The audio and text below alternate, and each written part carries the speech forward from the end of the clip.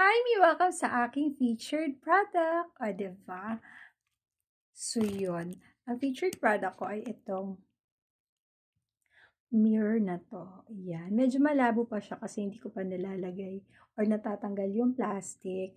Tapos, ito yung sinasabi kong magnetic niya. Ayan. Magnet siya.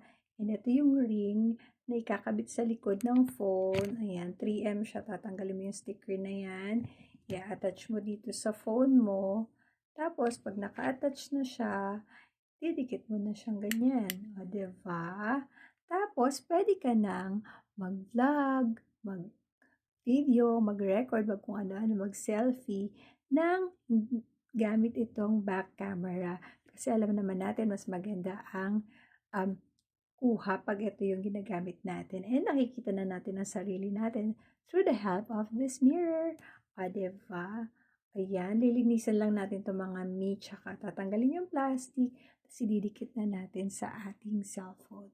Yun lang. O, andyan na yung link sa yellow basket ha, or nandyan sa comment. Get yours now!